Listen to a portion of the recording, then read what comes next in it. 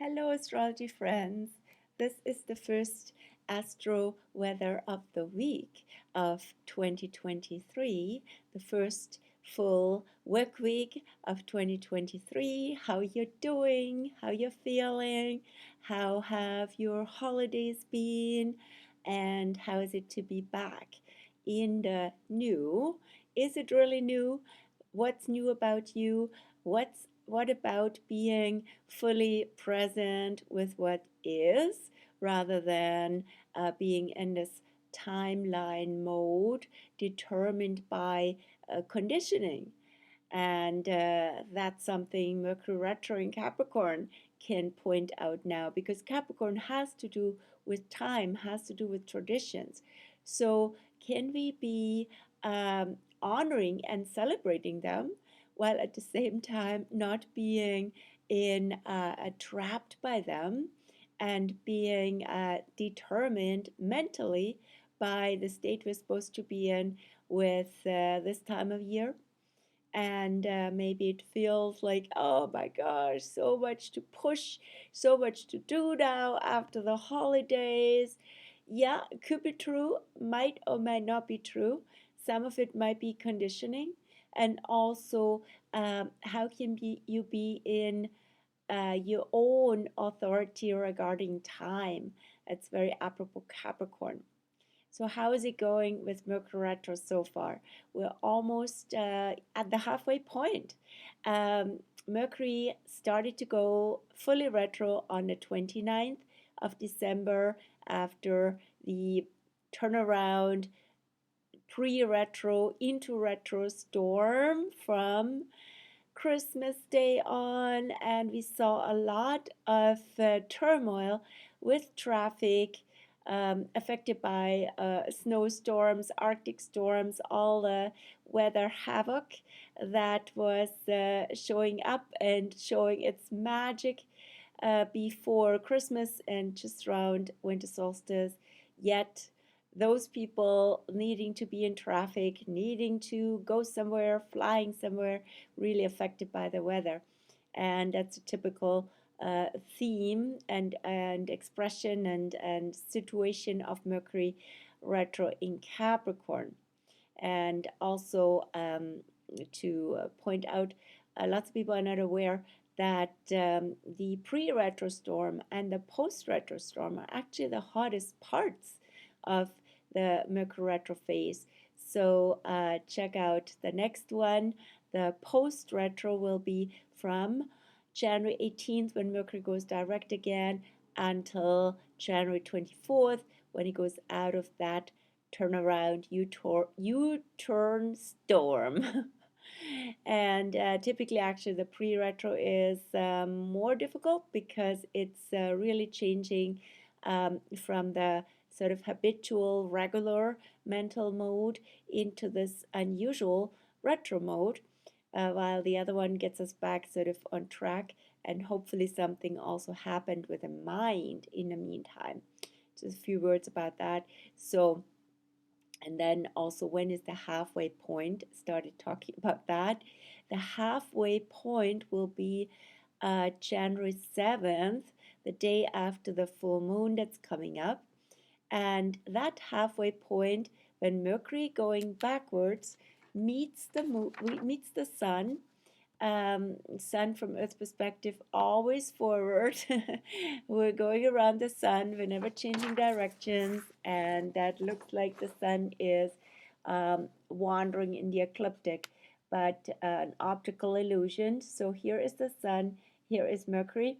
So Mercury from further in Capricorn, close to Pluto, has gone backwards apparently from Earth's perspective, and will meet the sun and cross paths, right? So the sun will go forward in Capricorn still from January 7th on till January 19th, and then into Aquarius, while Mercury will go still a bit retro until like 88 degrees Capricorn on January 18th, and then go forward again.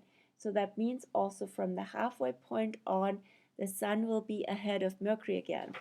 And that's also the purpose so to say, of Mercury retro, or the effect, let's put it that way. And what does that mean? So it means like the mind has gone ahead of consciousness, spirit, the heart, and that's what the sun represents.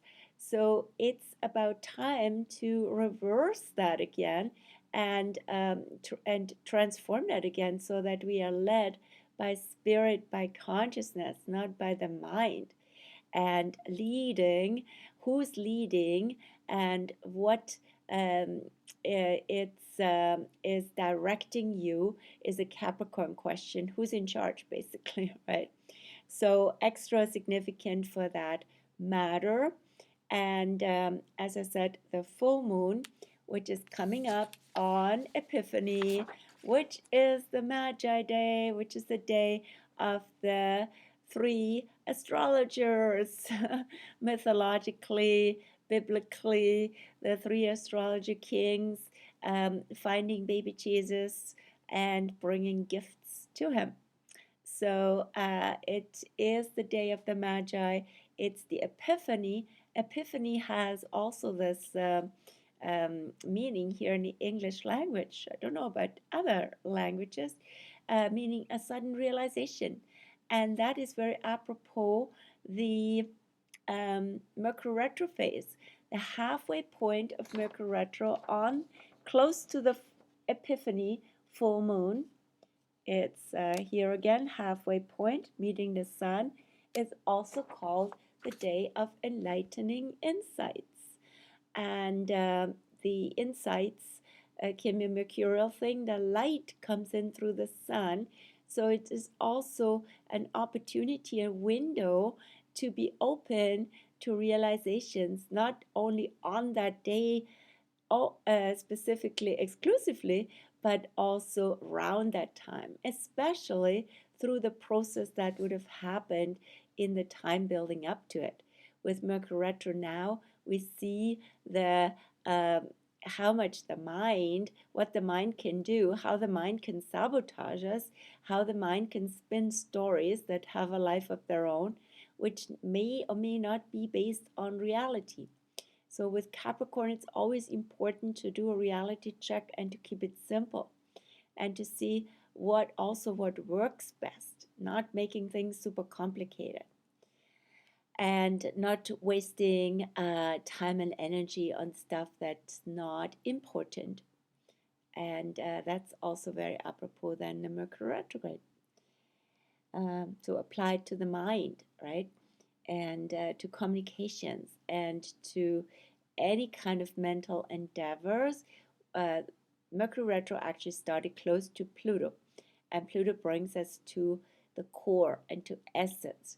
What is it all about in essence? Can we talk more about this? Or can you reflect a bit more on that? And there's all kinds of stuff is being built, but artificially. This is not basically how, with Capricorn, you could also say, what am I built for? What is this built for? What is the natural law governing this and that phenomena, this and that, the human body, the mind, cycles of sleep and rest, all these things like natural laws, right? Very simple. That will be beautiful to come back to with this Mercury retro. Now, what else is going on this week? Venus has entered Aquarius yesterday, and in a way, the week started with that. Energetically, Venus has shifted out of Aquarius and is now has shifted out of Capricorn and is now in Aquarius until the 26th of January. So that can bring more lightness, more freedom, more openness, more sharing, more really being attracted to community, to friends, and to that spaciousness that is ideally happening in those relationships, right? And maybe coming out of the traditional context with the holidays with family and so on. So it's more about friendships, communities, circles. A wonderful time for that throughout January. And what's Venus up to this week? Oh, yeah, and it's totally also about freedom. I was thinking just now of this quote by Krishnamurti regarding and teaching in a way, right? Regarding love and freedom. So, love, true love, has no opposite. And it's not love and hate, love and fear. Yes, in a way it does, but in a spiritual way, um, love, if it has an opposite, it's not really love, right? And same with freedom.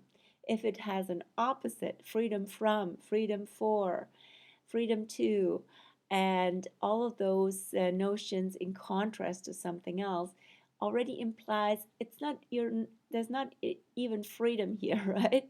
Freedom is not in contrast to anything else. If it is, it's not freedom. So Venus in Aquarius deals with love and freedom. So that's why I call the blog post that I'm just writing Love and Liberté. All right.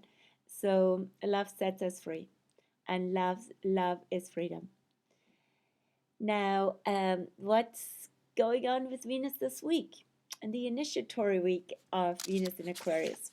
Venus will be tomorrow on the 4th in sextile with Jupiter, freshly in Aries. They really like each other because it's quite a fresh energy, and it's about space, new beginnings, seeing things with fresh eyes, and yeah, also approaching people, community, humanity, Aquarius, right? In a new way, in a new loving way, and maybe making new friends. That would be literally that expression. And then after the full moon, when the moon is in Leo on January 8th, the moon will be opposite Venus in Aquarius. Very cool, right? So Venus now also the evening star. Venus will set, I believe, yes, Venus will set before the moon in Leo will rise. The post full moon will rise after Venus has set, and they're right opposite the spectrum in the zodiac. So that is another balancing a situation between personal, passionate love and creativity, needing to be seen and loved as a really special being with Leo, right? And expressing from there, this is me.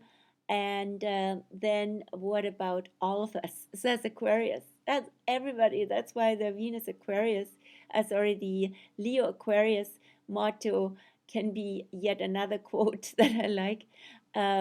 We are all stars in the constellation of love, right? So all of us shine, all of us are special, yet all of us are also in a bigger system and context. We're all humans, right? Let's be in love with our humanity. Some expression of that. Then this much for Venus. With Venus for now, Venus will make more aspects as she progresses in Aquarius. Then on January 5th, the Sun in Capricorn will go into Earth trine, so same element, very mutually supportive with Uranus, which is now in a stationary in Taurus, which is now retrograde and goes direct again on January 22nd. So January is also quite the Uranus month. Also, interestingly, Uranus goes direct again on the day after the Aquarius new moon. Aquarius is ruled by Uranus, so it's quite a shift in the second half of January, I would say, towards Aquarius, and towards more Aquarius to come as Pluto will enter Aquarius end of March. So we're seeing this month is almost like a hologram of the shift from Capricorn, where Pluto has been since 2008, to Aquarius. And there's several other factors mirroring that. This is one of them, right? The Sun in Capricorn in Earth trine with Uranus, the ruler of Aquarius. And so the two together, how about bringing best of both worlds of the past, of history, of experience, of traditions together with what's modern and new and experimental. That's why I also say being resourceful, being innovative at the same time, being solid, responsible, experienced, very Capricorn, and being experimental and free. So combinations can manifest in many ways, especially where Capricorn and Taurus is in your chart. So this is an opportunity. There's not so much tension and pressure to do anything, but it's a beautiful invitation. And once you get going, you could be on a roll with it. It's basically a gift. And then we have the first full moon of the year. On January 6th, the Epiphany Day, we'll have the full moon in mid-Cancer, which is also where the star Sirius is, and mid-Capricorn. So I will check in a bit more with the Sirius connection, and you'll find more about that in my upcoming article.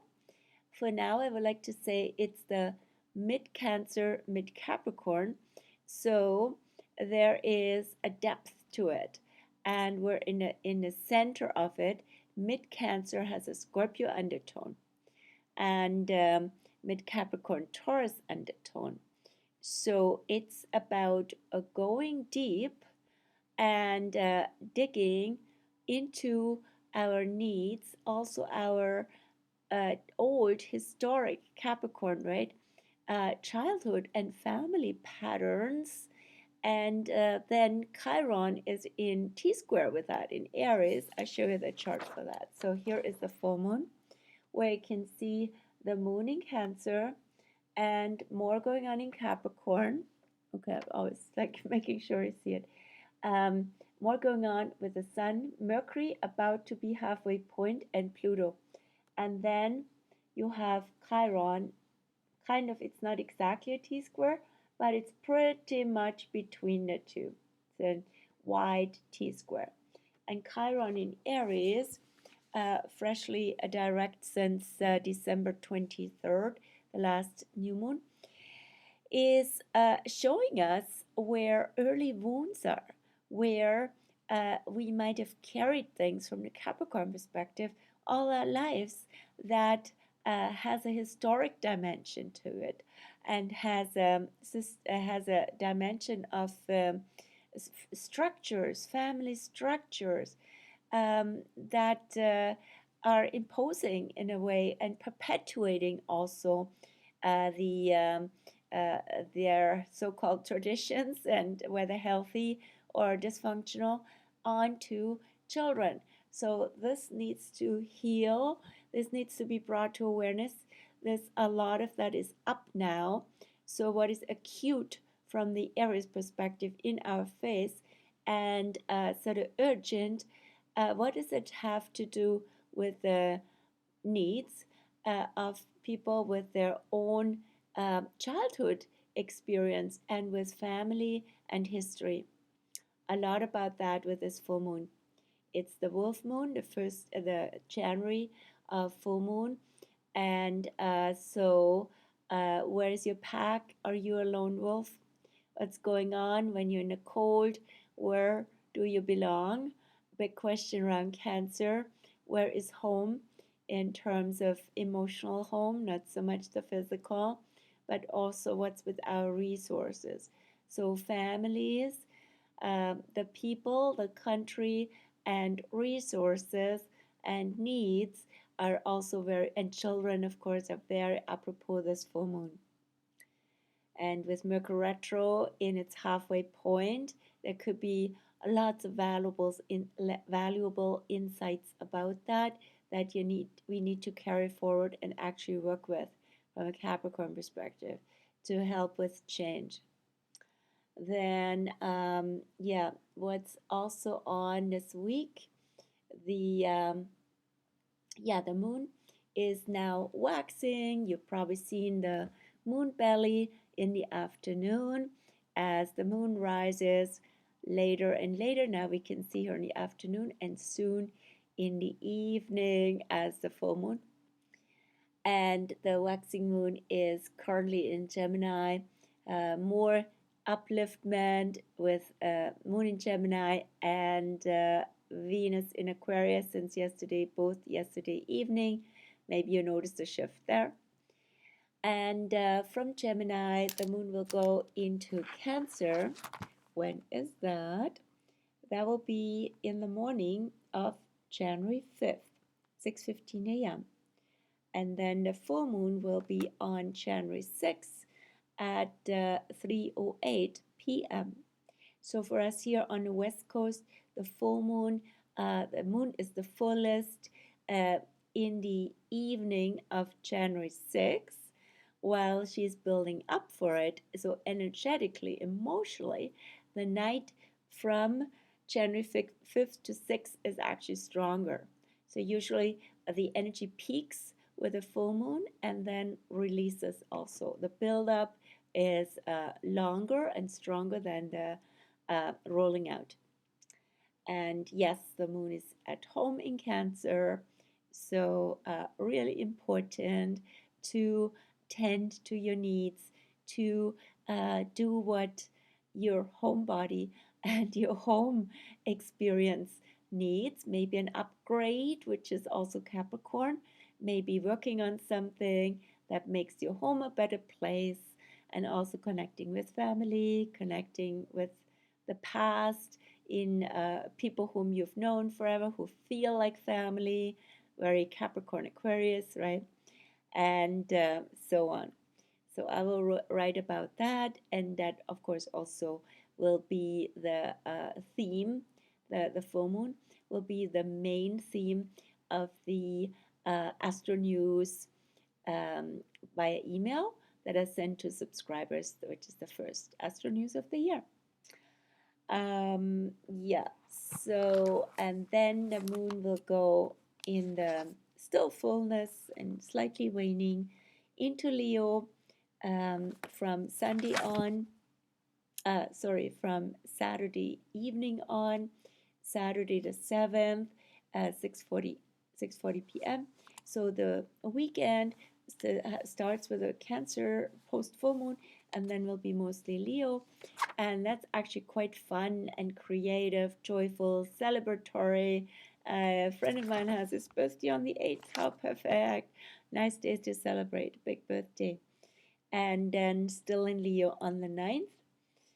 And yeah, so what else is going on this week? On the 8th, Lilith will enter Leo. That's big news. Lilith has a 9-year cycle and is 9 months in a sign. So she's been in Cancer since mid-April, and now she's shifting. Can you feel it? The wild one, the wild and free one, is more expressive, and she'll roar as needed. And what does that mean in Leo? Yes, roaring. And also, what's the conditioned Leo versus what's the wild and unconditioned Leo side? The conditioned Leo side is more the domesticated cat, is more about being cute and being sweet and being, from a Leo perspective, also very making a good impression, looking good, being seen, and yeah, and more like about can be prestige, can be anything that gives you sort of extra pats on the back and so on, right? So you have a good reputation and all this kind of stuff. Very popular, that's the word, right? So being super popular. And then the unconditioned is really about being in the heart and being very naturally creative, and also being connected with one's natural desires, right? So, what do you truly want? What's your heart's desire? And how can you be more true to that? How can you show yourself in your loving way and not care about who loves you and who adores you, how popular you are? So, this is all about being more authentic, and Lilith in Leo will also be on good terms with Jupiter in Aries, right?